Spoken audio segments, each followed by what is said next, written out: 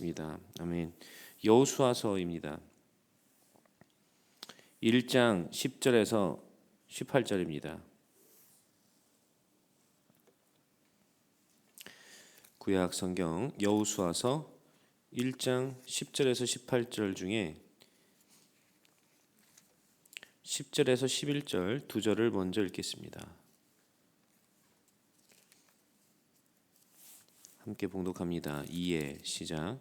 이에 여호수아가 그 백성의 관리들에게 명령하여 이르되 진중에 두루 다니며 그 백성에게 명령하여 이르기를 양식을 준비하라.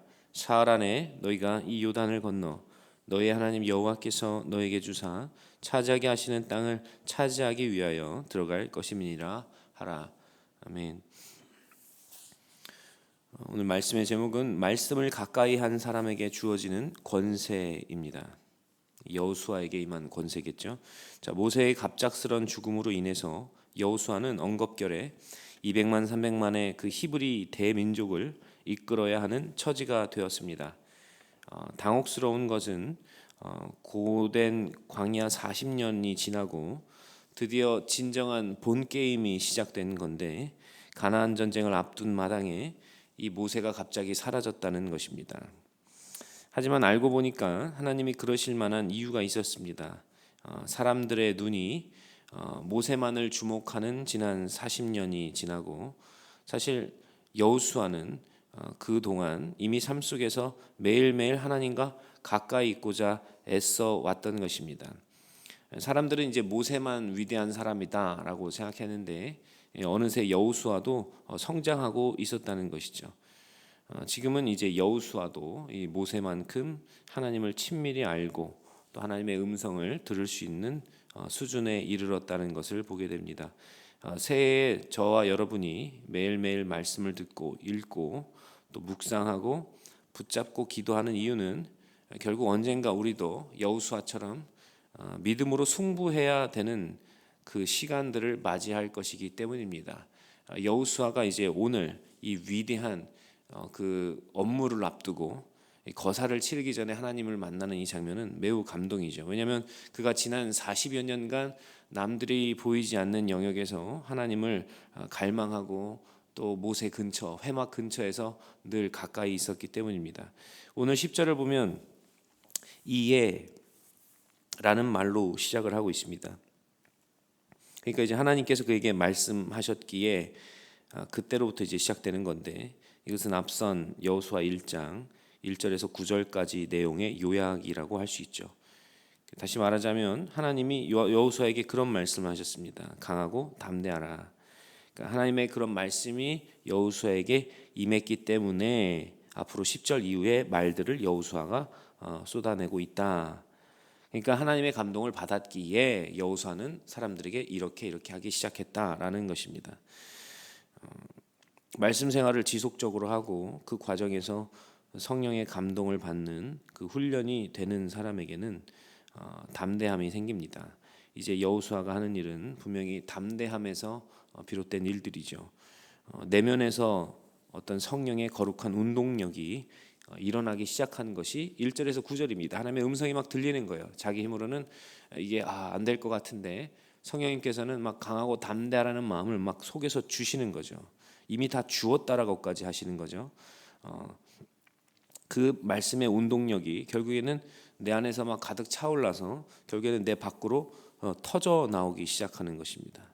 마치 에스겔의 그 성전에 물이 차오르듯이 말씀이 나를 내 안에서 차오르다가 넘쳐나는 겁니다. 자, 10절을 보면 백성의 관리들에게 여호수아가 명령했다라고 했습니다. 그러니까 리더급들이죠. 두려움과 낙심에 분명히 빠졌을 텐데 그 관리들에게 여호수아가 담대하게 나아가서 명령을 합니다. 그 무슨 내용이냐 봤더니 11절에 나옵니다. 이제 서둘러 요단을 건널 준비를 하라는 것인데 관리들에게만 명령하지 않고 그 백성들 진중에 들어가서 두루 다니며 백성들에게도 일일이 재촉을 하고 있는 것입니다. 백성들이 얼마나 말이 많습니까? 관리들에게 얘기해놓고 백성이 말 안 들으면 너네가 안 믿었기 때문이야라고 사실 책임 떠넘기기는 쉽다 이 말이죠. 사실 스스로가 자기 스스로를 여호수아가 믿지 못했다면 관리들에게 그냥 대충 행정명령 내리고 사람들이 흐느적대는 것들에 대해서 관리들을 탓하기 딱 좋았을 것인데 그러지 않고 자기가 책임을 떠안고 있습니다. 그러면서 확실한 어조로 말하는 거죠. 사흘 안에 이 강을 건널 것이다. 자, 앞선 9구절에서는 그런 이야기가 사실 없었습니다. 사흘 안에 요단강을 건널 것이다라는 하나님의 구체적인 말씀은 없었어요. 있었을 수도 있지만 없었을 거라고 생각해 본다면 이것은 아마 여호수아가 자신의 내면에서 이제 가라고 하시는 하나님의 말씀 거기서부터 자기가 믿음의 동력을 따라서 계속해서 더 깊이 해석해낸 결과라고도 볼 수 있습니다. 그러니까 성령께서 계속 한 번 말씀하고 끝이 아니라 그 말씀을 우리가 붙잡고 나아갈 때 우리 속에 어떤 더 구체적인 감동들을 주신다는 거죠. 물론 분별은 필요합니다. 이것이 성령이 주시는 다급함인지 긴박함인지는 사실 자기가 살아가봐야 하는 것인데 여호수아 같은 경우에는 그것이 성령의 감동으로 일어난 것 같습니다. 실제로 우리들에게 임하는 하나님의 감동이라는 것은 하나부터 열까지 다 알려주시는 것이 아닙니다. 큰 감동이 있는 경우가 많죠. 큰 그냥 대략적인 그리고 작은 부분은 우리의 어떤 섬세한 반응에 따라서 이 세밀해질 수가 있습니다. 이것은 개인의 성향에 따라 달라질 수도 있겠죠. 하나님께서 큰 감동을 준다면 같은 감동을 주더라도 사람의 기질과 성향에 따라서 내리는 결정들이 다를 것입니다. 저에게 어떤 비전이 오면 저는 급하게 빨리 추진하는 편이고 계획적이고 조심스러운 분들은 그것을 세밀하게 준비하려고 할 것입니다. 그러나 그것이 무엇이 되었든 여호수아에게 하나님의 감동이 임했고 그는 그에게서 이 말씀이 묵상되어질 때 이것은 굉장히 구체적인 어떤 소망으로 빚어져서 나타났습니다. 게다가 11절을 보면 여호수아는 단순히 요단강만 건넌다고 이야기하지 않습니다. 요단강을 건너는 게 물론 엄청난 기적이 될 것입니다. 물이 차올랐다고 했으니까요. 그러니까 홍해강을 건넜던 시절을 잘 기억하지 못하는 세대들인데 자기들의 부모 세대가 광야에서 다 죽었기 때문에 말로만 들었던 홍해강의 기적을 이제 볼 것이니까 얼마나 큰 기적입니까? 그러나 그 기적에만 매몰되지 않도록 앞으로 이 기적이 있을 것이지만 그것은 더 큰 목적을 위한 포석이다라고 이야기하는 것이죠. 무슨 목적입니까? 요단강만 건너고 끝내는 인생이 아니라 그 기적을 통해서 하나님이 약속한 저 거대한 땅들 앞으로 수십 개의 성읍들과 30개 넘는 성읍들과 싸워야 되는데 그들이 차지한 이 모든 땅을 우리가 얻기 위해서 일어나는 첫 표적이고 기적이라고 말하는 것에 불과한 것입니다. 마치 예수님이 가나안의 혼인잔치에서 물과 포도주 기적을 일으킨 것이 딱 한 번으로 끝나는 일이 아닙니다. 바로 그것을 통해서 앞으로 그가 물과 피를 쏟아 죽으실 것 그리고 정말 먹고 다시 배고픈 음식이 아니라 영원한 생명수가 되신다는 것, 보혈이 된다는 것을 예표하시고 계속 그 일을 이루어 가시지 않습니까? 그러니까 기적 하나로 멈추지 말라고 여호수아는 사람들에게 미리 더 많은 것들을 내다볼 수 있는 마음의 훈련을 시키고 있는 것입니다. 사실 우리가 신앙생활을 하다 보면 꿈을 크게 갖지 못하고 당장의 문제 그 하나가 해결되는 어떤 기적에만 몰두할 수가 있습니다.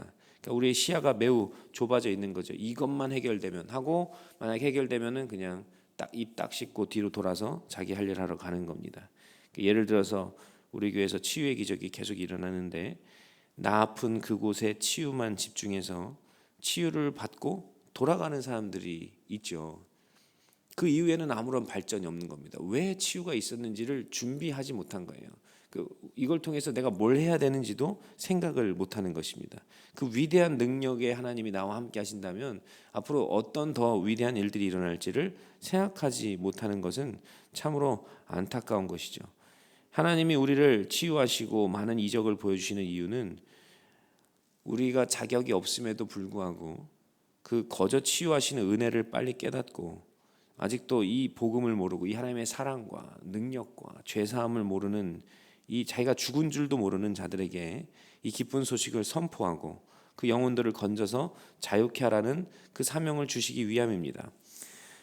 말씀을 가까이 한 사람은 이처럼 그 영적 시야와 소망의 거리가 굉장히 커진다는 것을 알 수 있습니다. 게다가 다양한 불평이 쏟아지는 이 진중을 돌아다니면서 흔들림 없이 사흘 안에 건널 거라고 말하는 여호수아를 여러분이 보시면 그가 그 말을 하면 할수록 스스로는 더 강한 확신을 얻었겠구나.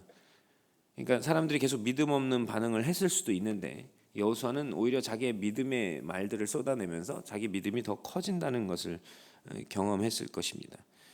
말씀을 가까이 하는 사람은 그 말씀 생활 속에서 받아지는 감동이 있습니다.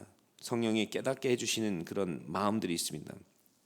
그리고 그 감동을 감동으로 치부하지 않고 그걸 살아내고 적극적으로 선포하면서 사는 사람들은 자신 안에서 그 믿음이 점점 더욱 커지는 것을 경험하게 될 것입니다. 그러니까 새벽에 앉아서 성도님들이 어떻게 말씀을 듣고 소화하고 계신지 사실 확인할 길이 없습니다. 그러나 여러분들이 그냥 수동적으로 듣고 졸고 가시면 안 되고 이 말씀을 붙잡고 정말 몸을 비틀면서라도 이 말씀을 소화하면서 기도를 쏟아내야 됩니다.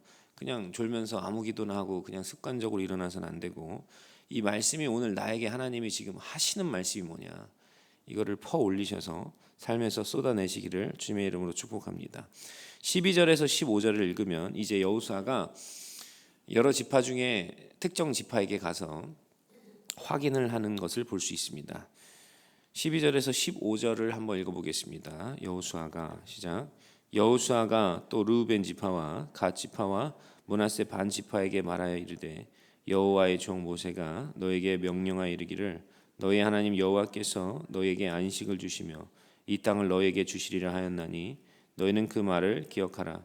너희의 처자와 가축은 모세가 너에게 준 요단 이쪽 땅에 머무르려니와 너희 모든 용사들은 무장하고 너희의 형제보다 앞서 건너가서 그들을 돕되 여호와께서 너희를 안식하게 하신 것 같이 너희의 형제도 안식하며 그들도 너희의 하나님 여호와께서 주시는 그 땅을 차지하기까지 하라.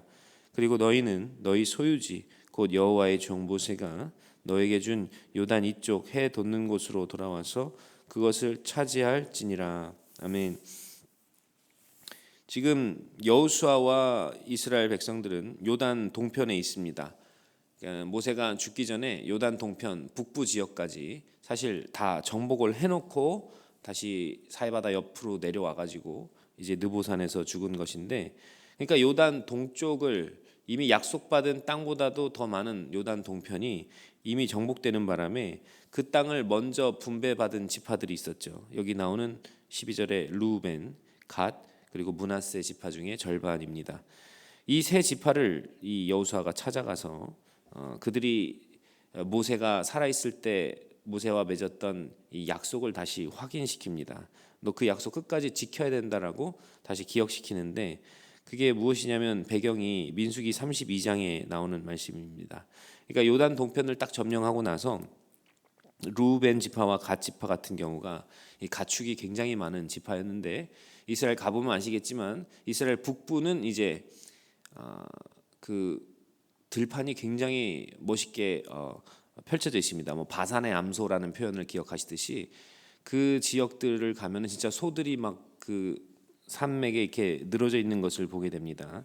그러니까 이 지파들이 딱 모세를 찾아와서 우리가 가축이 많으니까 이 땅을 우리에게 달라고 요청을 합니다.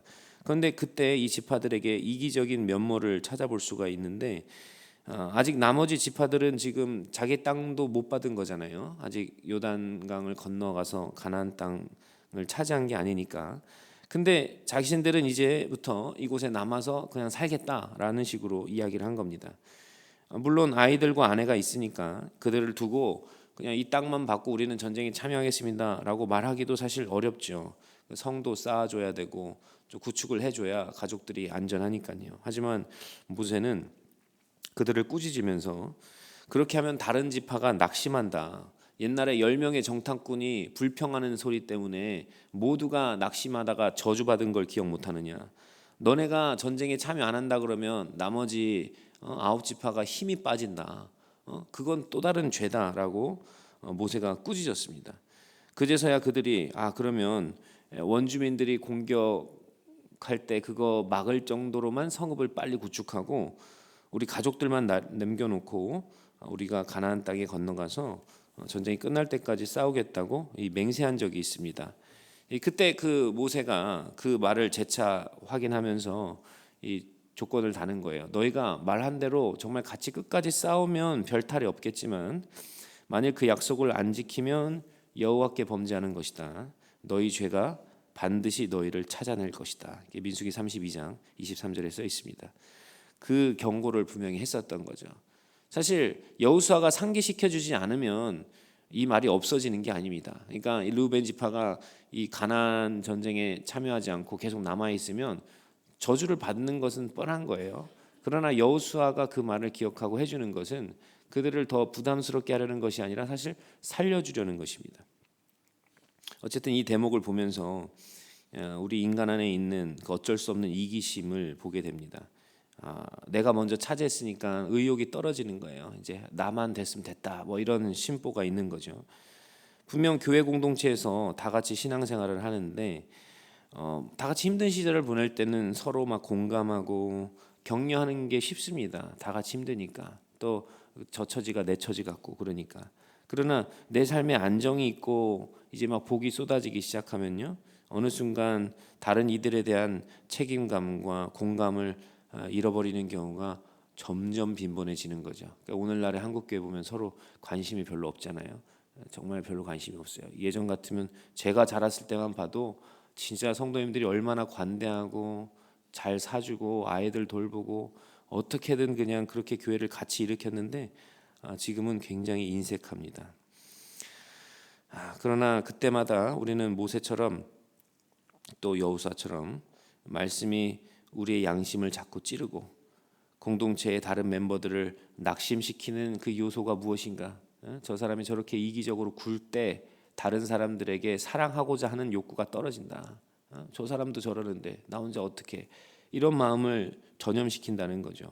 그 죄를 깨닫고 정말 알 수 있도록 해주는 게 사실 지도자의 역할입니다.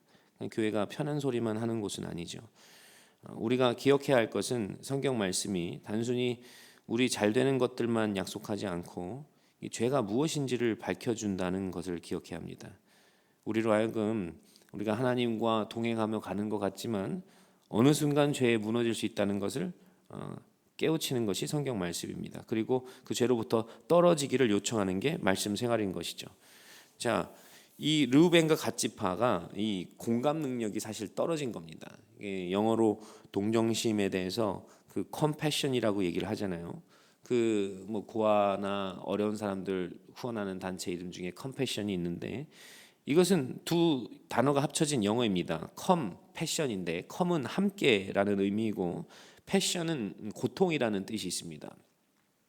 그러니까 동정심이라는 것은 남의 고통을 함께 느끼는 거죠. 함께 짊어지는 겁니다. 그래서 예수님의 십자가 영화 중에 패션 오브 크라이스트라는 말은 그리스도가 당한 그 고통, 패션이 고통이에요. 그리스도의 고통은 우리의 저주를 대신 짊어진 컴패션이다. 우리의 저주였는데 그걸 대신 짊어졌다라는 의미를 갖는 것입니다. 이것이 하나님 나라의 원리이죠. 교회 공동체. 그러니까 하나님 나라라는 것은 함께 승리하는 것이라는 겁니다. 함께 승리하지 않고 개개인만 혼자 여기서 구원받고 잘 됐다고서는 그냥 딱 뒤로 빠져가지고 혼자 사는, 그 냉담하게 사는 것은 절대로 승리가 될 수 없다는 것입니다. 그러면 교회가 다 같이 무너지는 거예요. 새로운 한 해 말씀을 읽으면서 우리 안에 이기심의 죄가 드러날 때가 있을 것입니다. 그러면 그 말씀을 마주하고 빨리 말씀 앞에서 그렇습니다. 제가 이 죄에서 돌이키겠습니다. 고백해야 한다는 거죠. 그리고 이미 주신 은혜가 있기 때문에 내가 이기적으로 굴어서는 안 된다. 이미 영생을 주셨는데 내가 어찌 내 육신을 위해서만 살 것인가. 남은 책임이 있다는 거예요. 어떻게 반응해야 할지 이 말씀 생활하면서 성령이 계속 깨닫게 하시기를 소원합니다. 마지막으로 16절에서 18절을 읽겠습니다. 그들이 여호수아에게 대답하여 이르되 당신이 우리에게 명령하신 것은 우리가 다 행할 것이요 당신이 우리를 보내시는 곳에는 우리가 가리이다. 우리는 범사에 모세에게 순종한 것 같이 당신에게 순종하려니와 오직 당신의 하나님 여호와께서 모세와 함께 계시던 것 같이 당신과 함께 계시기를 원하나이다. 누구든지 당신의 명령을 거역하며 당신의 말씀을 순종하지 아니하는 자는 죽임을 당하리니 오직 강하고 담대하소서. 아멘. 말씀을 가까이 하고 살았던 여호수아입니다. 모세와 가까이 있었고 회막에 늘 가까이 있었기 때문에 그게 우리로서는 이 성경 말씀을 가까이 하고 교회와 예배를 가까이 하는 의미가 있겠죠. 근데 그렇게 말씀을 가까이 하고 살았던 그 여호수아에게는 지금 죄에 대한 분별력이 굉장히 날카롭게 세워져 있는 것을 보게 됩니다. 그리고 또 그가 죄에 대해서 말하기 시작할 때 그에게 일종의 영권이 부어진 것을 볼 수 있어요. 그냥 사람들을 찌르고 끝나는 게 아니라 사람들이 그 말의 권위 앞에 죄를 깨닫고 변화되기 시작했다는 것입니다. 그래서 16절을 보면 요단 동편을 미리 분배받은 이 지파들이 여호수아의 요구에 순순히 응답하는 것을 보게 됩니다. 그러니까 저와 여러분의 말에 감화력이 있고 영권이 있으려면 어떻게 해야겠습니까? 우리 자신이 먼저 말씀 앞에 가까이 나아가고 또 하나님의 말씀이 우리를 다스려야 되는 줄로 믿습니다. 그러니까 남을 그냥 가르치기 위해서 남 위에 뭐 그냥 굴림해서 막 그를 막 조종하기 위해서 성경 말씀을 인용하는 게 아니라 내가 먼저 하나님 말씀의 권위 앞에 엎드려지고 하나님과의 인격적인 동행을 하고 그런 영적 질서가 내 삶에 세워질 때 하나님은 우리에게 마땅한 영권을 허락하시고 사람들을 감화 감동할 수 있는 통로가 되게 하실 것입니다. 이 여호수아는 이제 리더의 역할을 오늘부터 이제 시작하고 있는 것을 우리가 보게 됩니다.